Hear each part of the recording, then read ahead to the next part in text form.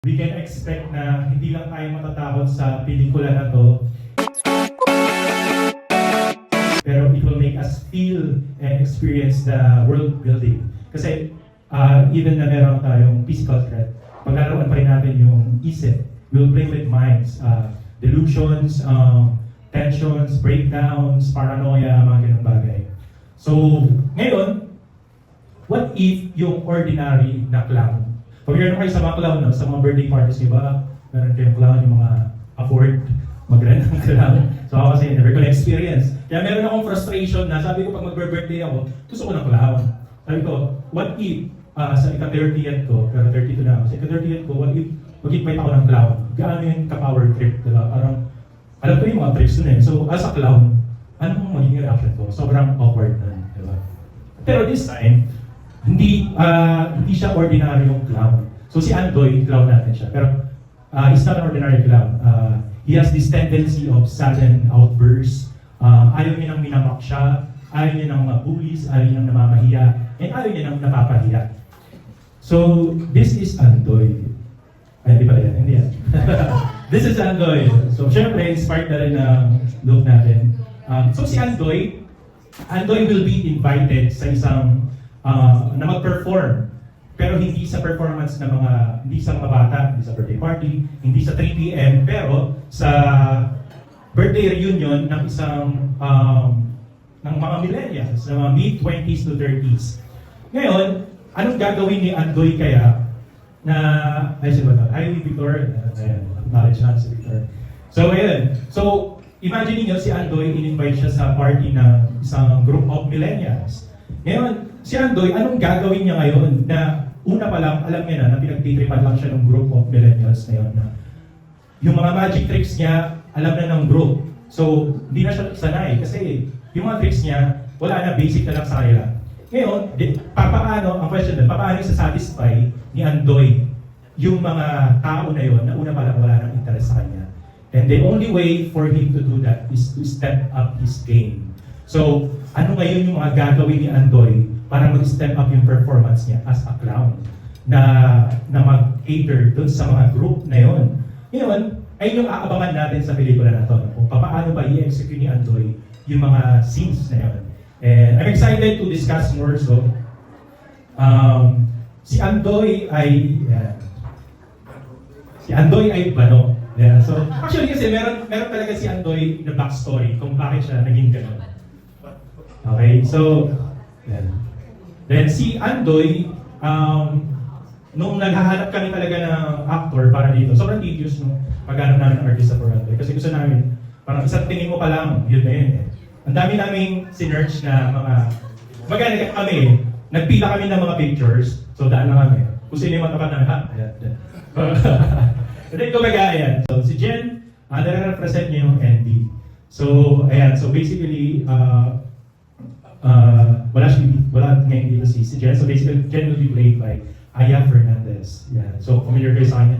Yes. So parang galing na artista niya. Okay. Next. Ayan si Miss Aya Fernandez. Hindi pa po ako So talaga kami, chinerepick talaga namin yung mga actors na gusto namin, pagkita mo pa lang, Jen yan, no? Mukhang Jen yan, mukhang Marco yan, no? So ayan. So next natin, si Nia. Nare-represent niya yung slab. Yeah. So si Nia basically tamad kasi siya eh. So tamad siyang bumilo sa ganito, tamad mag-reply, tamad mag-abot ng pagkain, tamad sa relationship, gano'n. So si Nia ay ipi-play ni Miss Angelica Lau.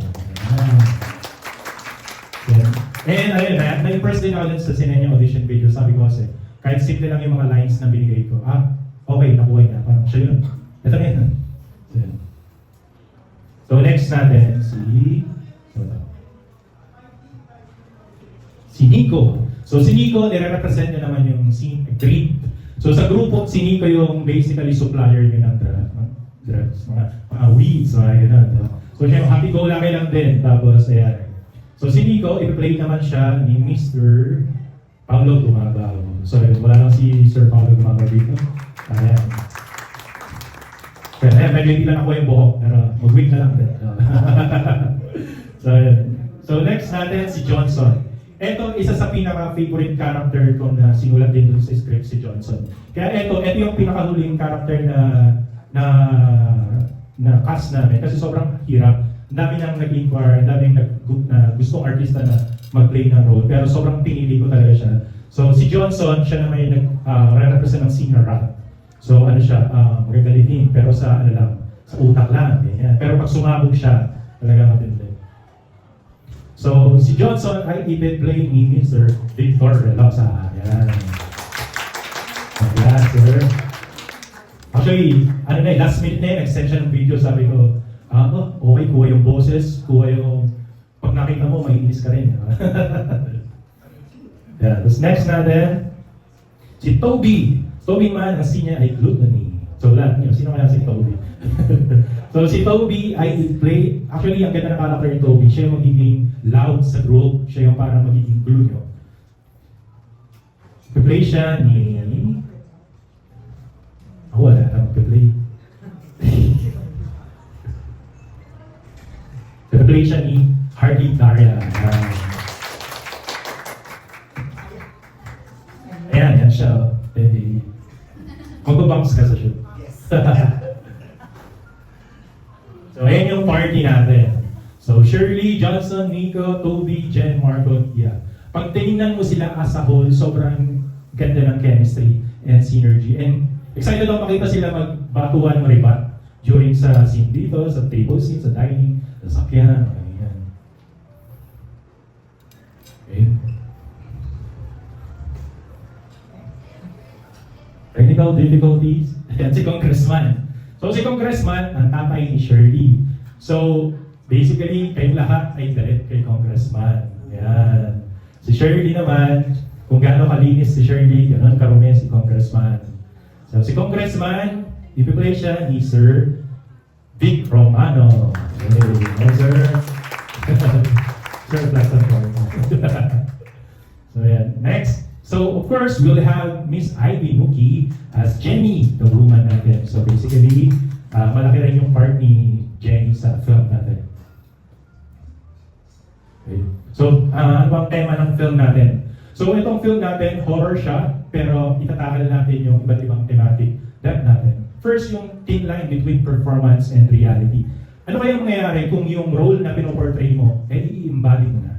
Kaya paano natin malalaman kung nagpe-perform ka pa ba or hindi na? Yun, mga ganung bagay. Then society's obsession with spectacle. So basically, reflection lang siya ng wants ng people makakita ng torture, na nagsasuffer na tao. Kaya nga, favorite natin manood ng mga Squid Game, The Purge, kasi frustration natin manakit ng tao. Lang natin sinasatisfy. And then, trapped in a role society assigns. So basically, si Andoy napunta siya sa position na hindi niya naman talaga gusto. Parang hindi yun. Pero what if, i-flip yung switch, yung group naman ang ilagay niya sa position na hindi nila gusto. So ganyan yung paglalaroan natin team. Next.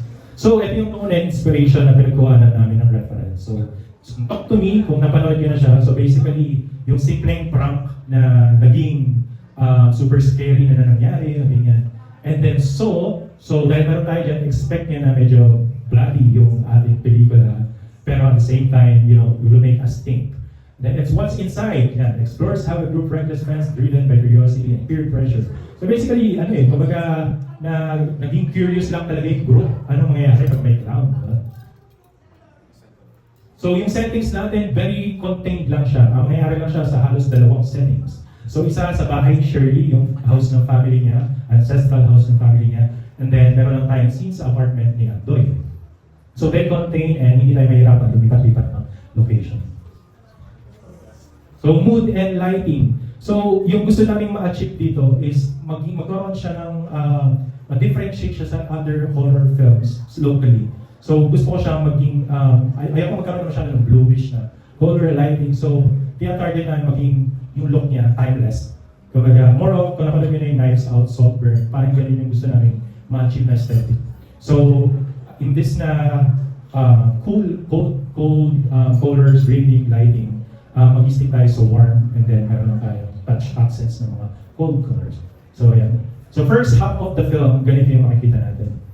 And then second half of the film, magkakaroon na tayo, mag-introduce na tayo ng more shadows, and then konting accent ng cream.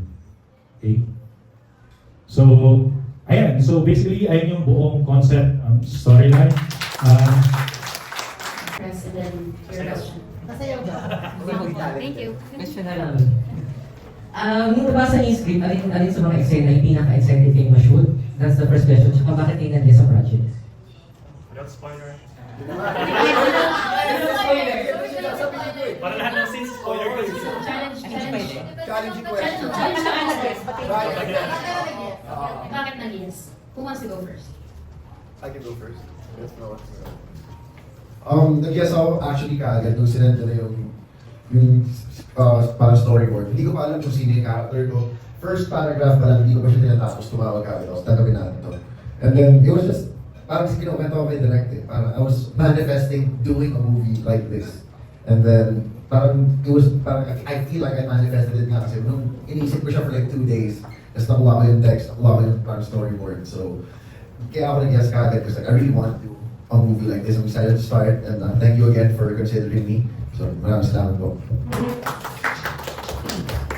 Hello po, I'm Angelica Lampo. Basta naman po nakakilala sa so, nag-guest din po ako sa projects na to kasi sobrang ganda po ng story and minanifest ko rin talaga yung mga ganitong projects po, yung parang barkada-barkada, ganun po. And yeah, sobrang nakakatuwa yung horror film na to.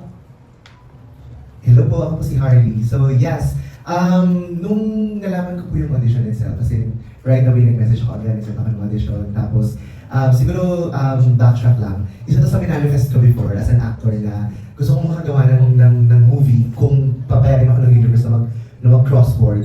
Na sana makagawa ko ng movie na nasa thin line siya ng horror and gore. So as a fan of those movie na pinakita ni Derek kanina, very excited ako to do it. Lalo na po doon sa mga scenes kung paano kami mawawala. So yun, hanggang doon lang muna. Hello po everyone, I'm Sally Juan. I think Sobrang humble siguro ever since, lalo na nung nandun pa ako sa first management ko na Idea First Company, kila Regina and Derek Percy.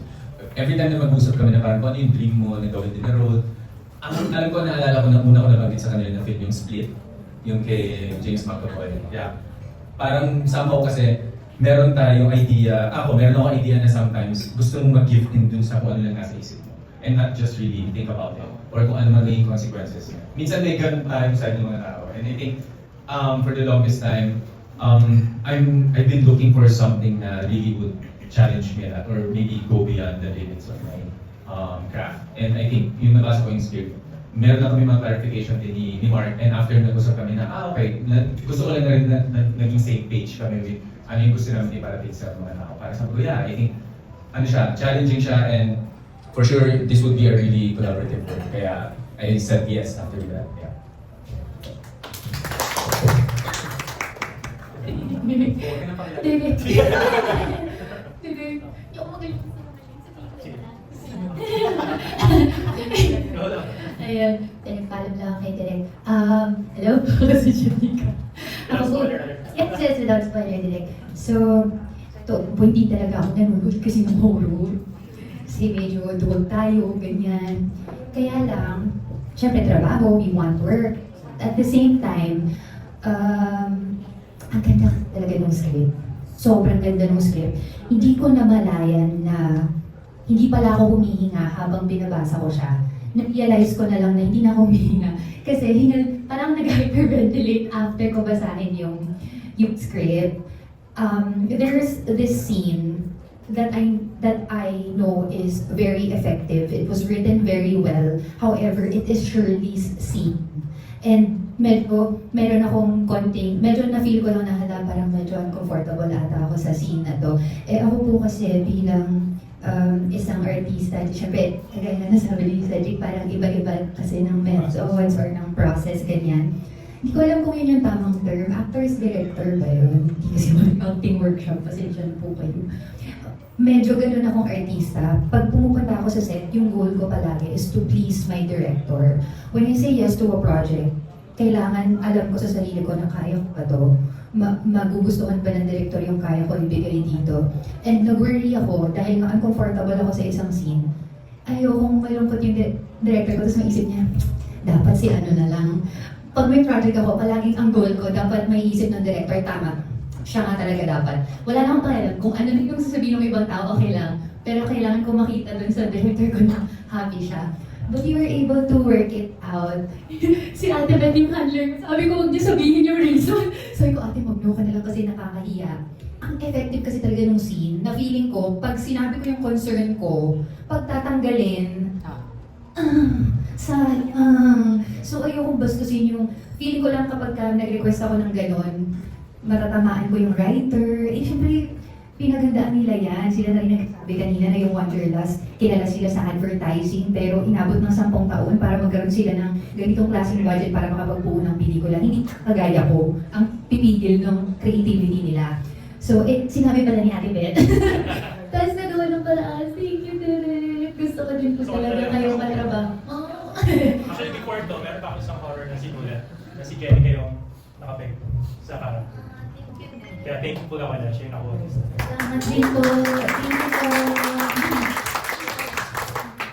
Hello po, I'm Victor Redosa. Yes. Yes.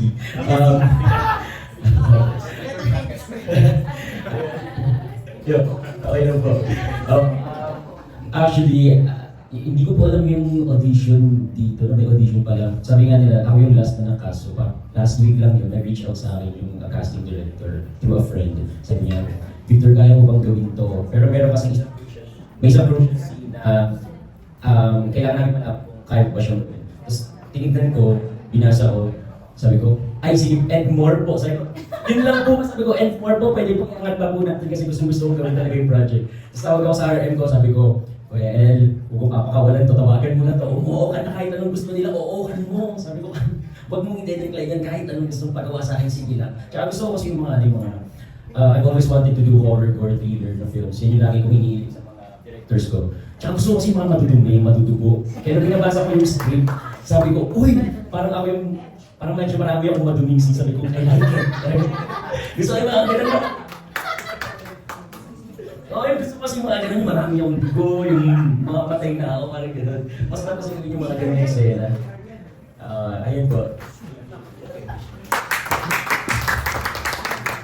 So, sa akin po, hello everyone, good afternoon. I'm Ivy, and actually katulad kay Victor, hindi ko alam like my audition and stuff, but thank you, Direk, for making it happen. Kasi isa rin sa dream ko, parang every actor's dream naman, to film a horror or a thriller film, and nakakatuwa yung story, kasi first time natin dito sa Philippines, yung parang psychological film, especially ba we love Squid Game, mga ganyan Purge, so it's very interesting na makastin ako dito, kasi I've been doing acting for like 10 years. I'm a theater actor, so, and I stopped for a while because I focus on some ventures like pageant and I study as well. So I think it's a great refreshing start sa akin. So thank you, I'm very excited to start. Can we start? Thank you, Derek. Thank you po. Ang ganda ng ano niya, ng diction niya, parang nasa refreshing.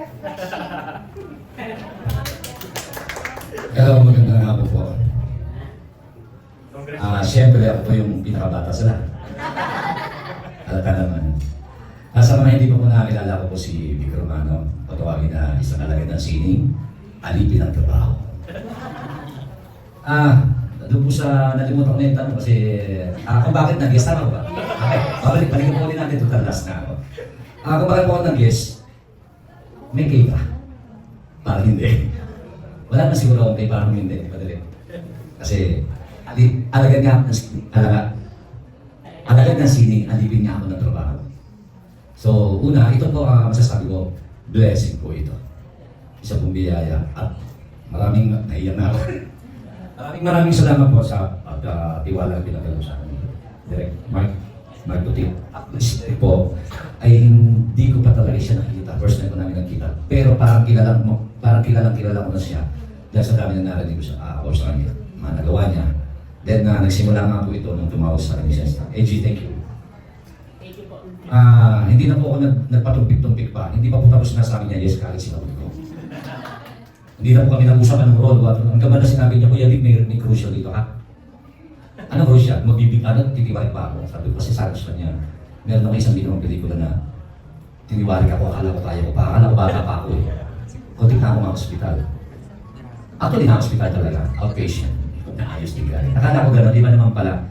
So yung sinabi niya sa akin na yung crucial na si Director, sabi ko, AJ, may bubulong ko. Sabi ko, doon mo na lang kay Director kung okay lang sa kanya. Sigurado ba siya na ako? Kasi,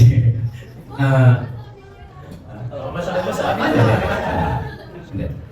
Kasi talaga nga, kung tutuusin, marami pa talaga mas pwede para dito sa room na to. Kaya, thank you very much ulit, Direct Mark, Wonderlust Film Production. First from us, Sting That Village. Marami po familiar faces in the cast. Thank you. This is for Direct Mark and kay Cedric. Direct Mark, bakit po tinawag niyo na Everyone Must Clap? Yung film. And kay Cedric, do you have more than enough time to prepare for this challenging role? And I think Direct, when you were presenting to us the storyline, naisip ko si Jack Nicholson, River Phoenix, Joker, and si Heath Ledger. So did you also have them in mind nung ginagawa niyo yung andun? It's very deep character. Actually, yes. First time, right? Yes, actually, pumasok sa isip ko yung mga ganong characters. Pero sabi ko, ayoko maging rip-off yung character ni Antoy ng mga ganong existing na characters. So that's why gusto ko i-anchor siya sa local Filipino na clown na wala tayong gaganahin na like yung nuances nila, mga ganyan. So basically, mag-anchor pa rin tayo dun sa, magiging grounded pa rin tayo as Filipino dun sa character na gagawin natin for Antoy. Tapos to answer the question, yung Everyone Must Clap. So basically si Antoy kasi gusto niya na validation. So pag hindi niya nakukuha yun, pipilitin ka niya. That's why everyone must clap. So pag di mo ginawa, alam mo na, parang gagawin. So Ano ba, when it comes to preparation time, I think, more than a month na feeling ko since nabasa ko yung script. And since then, nandun na yung syempre, ako sa I love watching films whenever I'm free, together with my wife, tapos si Kate, tayo kami discuss about it. So, when it comes to preparation time, I don't have ample time, but I think since nabasa ko yung script over a month ago na, parang somehow every day, nandun na siya sa isip ko eh. And also, I think I just really have to tap my inner demons out. Na when it comes to hindi lang siya sa pagsarili, yung galit din na kung ano yung nangyayari sa paligid natin, ikatapulan. There's a corruption that's always happening in our country. At the same time, kasi nga, yung nabanggit nga kanina ni Direct Mark, yung 7 deadly sins. So parang, tayo in each of us, kasi parang meron tayo somehow na gano'n sa inner side natin. So when it comes to preparation time, kailangan ko lang din talaga to research about it, the IED thing, and also, to get, never naman na magiging prepared. I think yung 50% nun ay pag nandun na kaming lahat, yung collaborative energy na namin ng buong cast and prod, nandun na yun, dun lang siya mabubuo. Kaya never siyang magiging prepared 100% bago ako pumunta sa isang production. Yeah.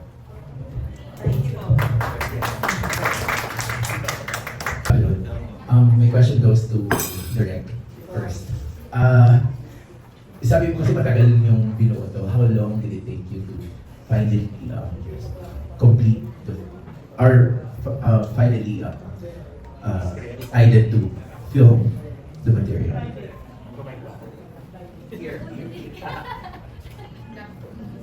Okay, so yung script talaga, actually, hindi pa siya script, concept pa lang siya. Concept pa lang siya, nakatago na siya sa documents namin, siguro mga 2 years ago na. And then, nung last year, sabi namin, magpelikula na tayo, kuha tayo dun sa mga concepts namin. So, makakaasa kayo na sobrang dami talaga namin storyline na nakapila. So, ito yung kinuha namin. Sabi namin, gawin natin to next year. So, actually, nag-start na yung pre-production namin, January pa lang. So, nagsulat na kami ng script noon, revisions. And then, ang pinakamatagal na part nung pre-production namin is looking for actors. So, marami talaga dumaan sa aming artista. Actually, ang daming nagustuhan yung script. Pero, hindi sila fit dun sa role. Like, parang, pwede bang dito na lang ako? Kasi gusto nila makasama kahit isa sa mga characters. Pero yun, thankfully, ngayon, nag-manifest na namin na ito na, nagka-come to life na siya. And sobrang happy ako sa nabuo kong cast. Kasi pag tinignan mo sila as a whole, ito yung typical na mga grupo ng friends na magsasama-sama. Tapos, syempre, may isang stranger na papasok. Stranger ba talaga siya? So yun, matagal yung preparation namin in a sense na medyo perfectionist kasi yung team namin na nakakainis. So kaya ang tagal pa rin bago namin ito ma-push. Pero ayun, siguro mga year din, mga 1 or 2 years namin siya prepare para mag-cap up kami dito sa araw na ito. Ayun.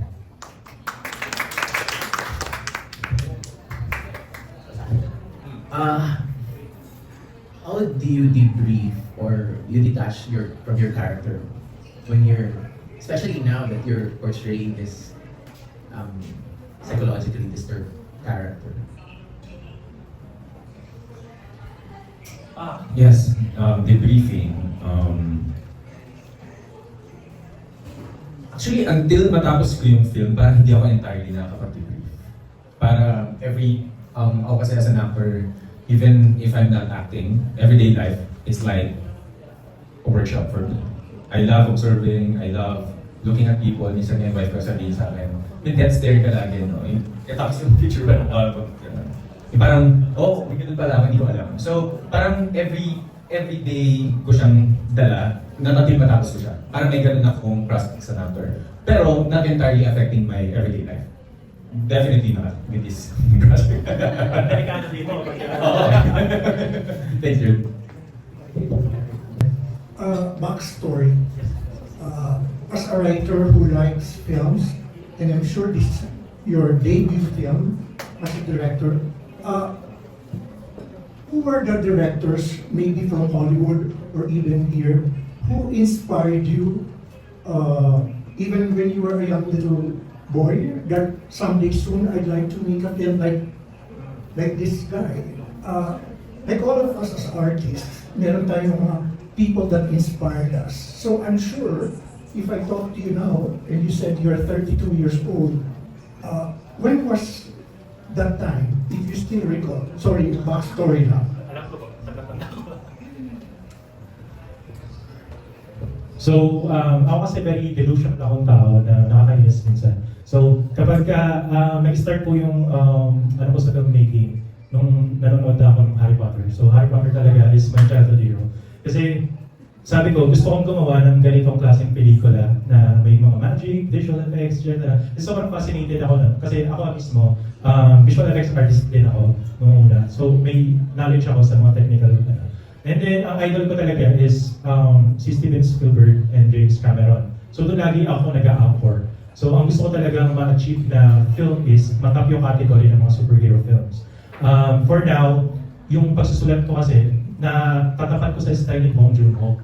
So, yung sumulat ng Parasite. So, kasi, siya kasi sumusulat siya ng mga fantasy films, mga fictions, pero at the same time, meron siyang societal na naka-underline. Pero hindi siya yung parang preachy, pero nagiging device lang siya para magkaroon ng narrative yung storyline. And then yung ginawa ko dito sa Andoy, na even na horror siya, may torture scene siya, pero pag tingnan pa natin siya ng mas malalim, mapapaisip ka, no, parang hindi ko napansin, ayun pala yung pinaparating dito sa akin. So kung tatanungin niyo po ako sino po yung mga idol ko, actually mostly sa Hollywood. James Cameron kasi every time na gumagawa siya ng film, laging may innovation sa film industry. And ganun yung gusto kong mangyari. And then si Steven Spielberg, and then si Bong Joon-ho. For director, you are the writer and you are the director. In most film productions, they are independent artists. How will you be able to censor yourself when the film is evolving, when you have two brains amongst your own oneself? Kasi it's going to be a very, very tough challenge. All of us are here today from the creative process, and then you will eventually make the film and show it to us next year. So we will all recall everything that you will say here today, right? And when the critics start to write about their thoughts on how your film was evolved or how it metamorphosed, madaming points usually nag-zero in on the narrative or in the directorial treatment. But since you're one and the same person, I wish you good luck, and please make sure that you're able to cross that thin line, because I read you as an advertising person myself, how storyboards are created. So I'm now expressing my good luck. Let's all wish for the best for this film. Hello po, good afternoon. For sure marami na excited kasi maraming mga genre na ganito yung na gusto ng mga kabataan. Pero direct parang dun sa presentation nyo kanina, it's like that masyadong magiging brutal yung mga scenes. Ano yung target market ninyo dito? Especially those yung mga kabataan, they want to watch yung mga ganitong klaseng genre. Ano yung target yung rating ng MTRCB? Kasi medyo madugo, gano'ng kadugo yung mga eksena, di ba? XX mode. So, ang target na rated R16. So, doon siya pa. Talaga. Pwede kami gawa ng version of pambata. So, ayan, doon siya papasok. Kasi, sobrang visual ng movie. And ayaw ko siyang compromise for the sake na merong hindi kaming masasako. Kumbaga, di talaga namin mabibigay lahat ng gusto ng masa. So, may tatargetin ka lang talaga. Pero kami kasi sa Wanderlust, daw kami magsulat ng story, we'll always think of two markets. So, minamake sure namin na yung film namin is magigets ng masa, pero at the same time, kinikater din niya yung mga critical thinkers. So, for example ako, at mo lang ito na-gets ko, nagandaan ako. Pero itong katabi ko, marami siyang tanong. Kasi may mas malalim pa dun sa napanood niya. And ayun yung, para sa akin, magandang storytelling. Na hindi mo kailangan, pwede mo kasi i-cater both, pero isusulat mo lang siya ng maayos nang hindi sila nagtatalo. So, ayun po. Nasagot ko ba ito? Yung follow-up question. Kay Cedric sa kay Jenica, saan kayo excited at saan kayo natatakot na gawin tong pelikulan to? Kasi parang, kay Jenica sabi mo, natakot ka sa horror pero ginawa. Kay Cedric, alam naman natin na magaling kang actor, pero saan ka mas na-challenge gawin tong Andoy na movie?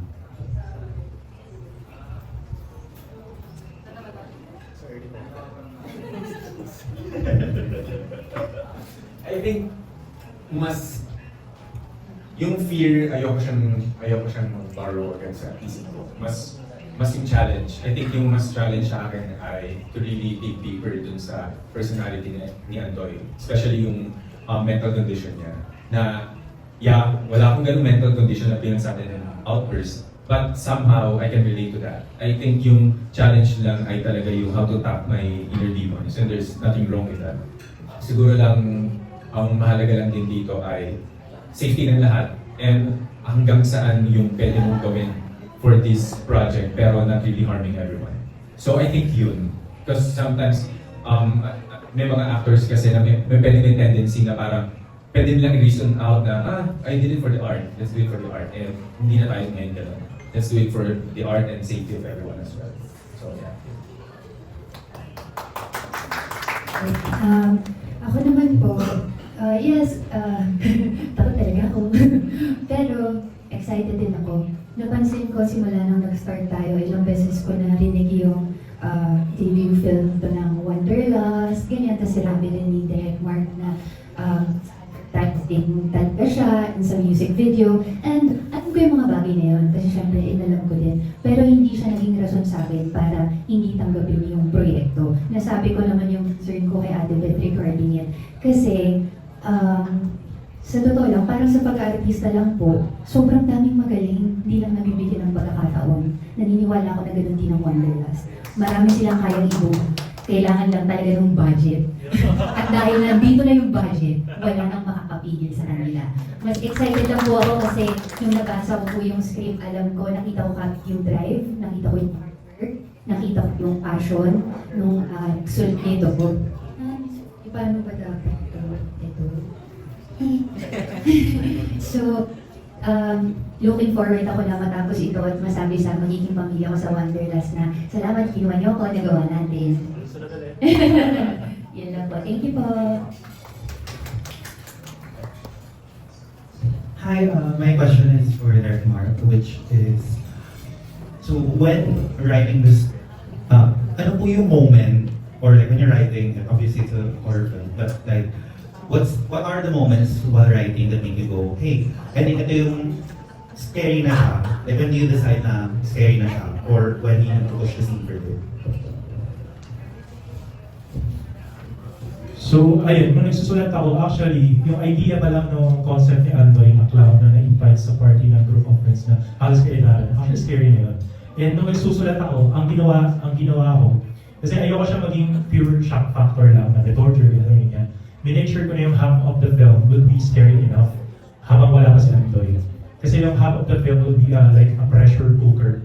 Na once na dumating si Andoy, sobrang satisfying ng mga masasaksiyan ng audience. Once na mag-start si Andoy, i-step up yung performance niya. So sa tanong mo kung saan yung nasabi kong nakakatakot na to, kung sinabi ko kasi, spoiler alert na siya.